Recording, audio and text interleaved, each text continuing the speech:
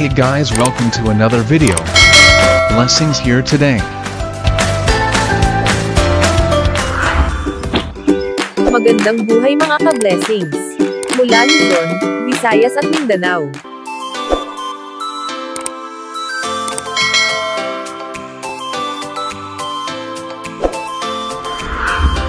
Good news mga ka-blessings. Dahil ang payout po ng cash grants, para sa mga beneficiaries ng Conditional Cash Transfer Program, o Pantawid Pamilyang Pilipino Program ng DSWD ay nakaschedule na po ngayong araw May 24, 2025. Araw ng Sabado. Narito po ang payroll schedule, para sa bawat rehiyon. Period 1, 2025, Regular Condition Cash Transfer Batch 1 Compliance Verification System for Regular. Para sa Region 1, o Ilocos Region. Region 2, o Cagayan Valley. Region 3, o Central Luzon.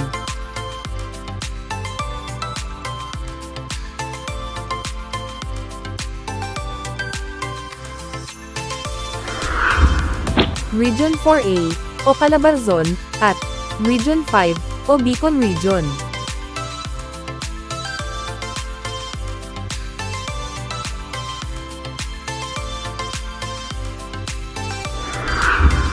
Ang monitoring period po ng P1 ay mula sa buwan ng Pebrero hanggang Marso.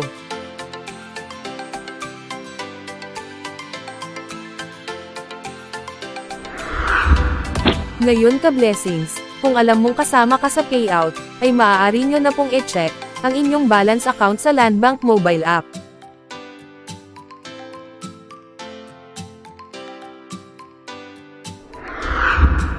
Antayin lamang kung pumasok ang inyong cash grant sa inyong account, dahil tuloy-tuloy po ang crediting ng Landbank sa inyong mga account.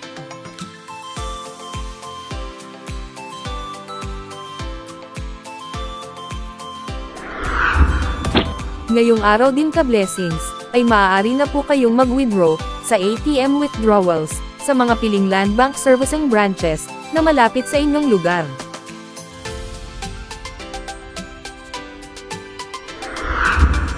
Keep safe always mga ka-blessings.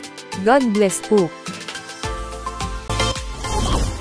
Ang Pantawid Pamilyang Pilipino Program o 4Ps, ay programa ng pambansang pamahalaan na ipinatutupad ng Department of Social Welfare and Development o DSWD,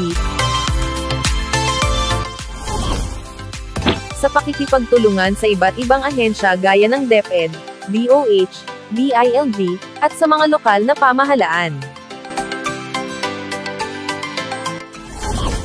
Pinagtibay ang programa sa pamamagitan ng pagsasabatas nito bilang Republic Act 11310. Ayon sa batas, ang 4Ps ang magiging pambansang stratehiya upang mabawasan, at kalaunan ay puksain ang kahirapan sa ating bansa. Ang 4Ps ay namumuhunan sa human capital ng mga mahihirap na sambahayan, sa pamamagitan ng pagpapabuti sa aspeto ng kalusugan, nutrisyon, at edukasyon ng mga kasapi ng programa.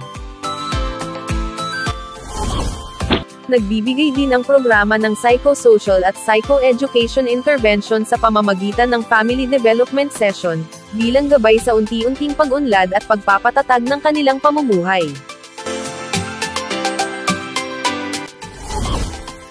Noong ika-17 ng Abril taong 2019, isinabatas ang RA 11,310, na mas kilala bilang Anak Institutionalizing the Pantawid Pamilyang Pilipino Program o 4Ps Act.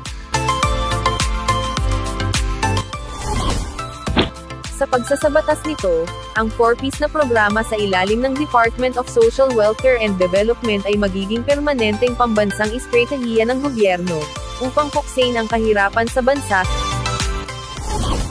sa pamamagitan ng pagbibigay ng tulong pinansyal sa mga mahihirap na pamilyang Pilipino, upang mapabuti ang kanilang kalusugan, nutrisyon, at edukasyon. Sino-sino ang maaaring maging benepisyaryo ng 4Ps? Ang mga maaaring maging benepisyaryo nito ay mga mahihirap na pamilyang Pilipino, na siyang makakasunod sa mga kondisyon ng programa. Automatikong kasama na sa targeting system na ito ang mga magsasaka, mangingisda, walang tirahan, katutubo, informal settlers, at mga pamilyang nasa malalayong lugar, o geographically isolated and disadvantaged areas.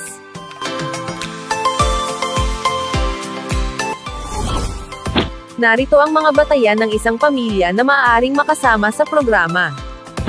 Dapat mayroong 0 hanggang 18 taong gulang na miyembro ng pamilya.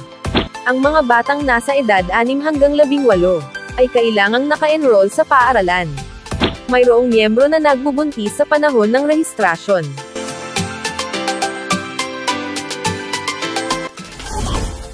Ang isang kwalipikadong pamilya ay maaari lamang maging benepisyaryo ng programa sa loob ng 7 taon.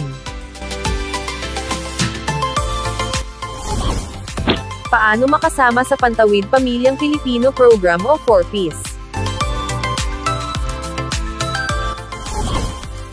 Ang mga benepisyaryo ng programa ay pinipili, sa pamamagitan ng National Targeting System for Poverty Reduction o listahanan.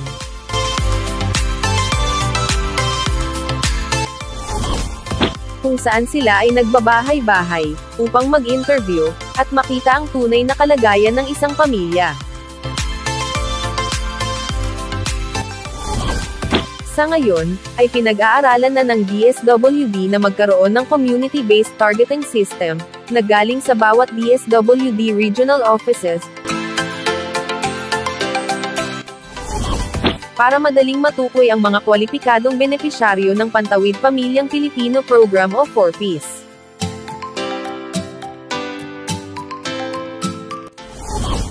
Ano-ano ang mga benepisyo na maaaring makuha mula sa programa?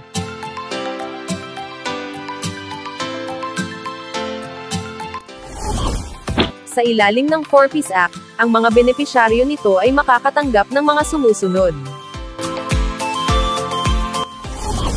Tulong pinansyal para sa edukasyon, kung saan hanggang 3 bata lamang sa isang pamilya ang maaaring monitor ng programa.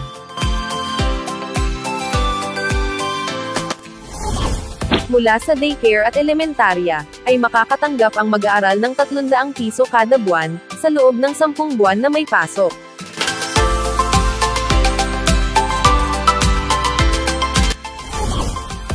Sa high school ay makakatanggap ang mag-aaral ng 500 piso kada buwan, sa loob ng 10 buwan na may pasok.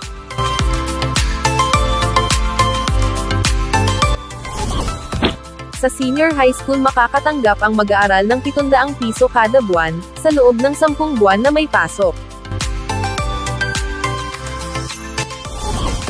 Makakatanggap din ang mga benepisyaryo ng tulong pinansyal para sa kalusugan, kung saan ang halaga nito ay nakatalaga kada isang pamilya, at hindi nakadepende sa bilang ng mga miyembro nito.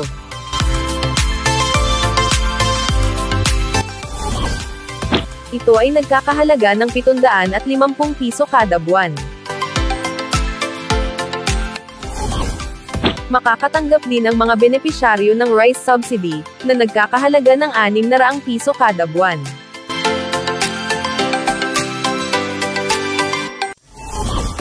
Makakatanggap din ang benepisyaryo ng automatikong insurance coverage, mula sa National Health Insurance Program o PhilHealth.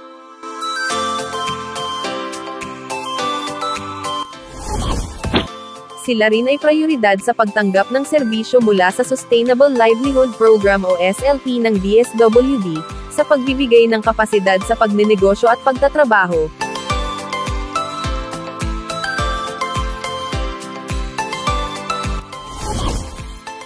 at sa serbisyo at programa ng ibang pang mga ahensya ng gobyerno o mga katuwang ng organisasyon.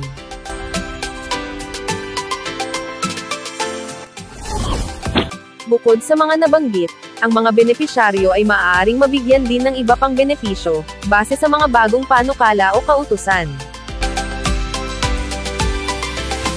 Maraming salamat po mga ka-blessings.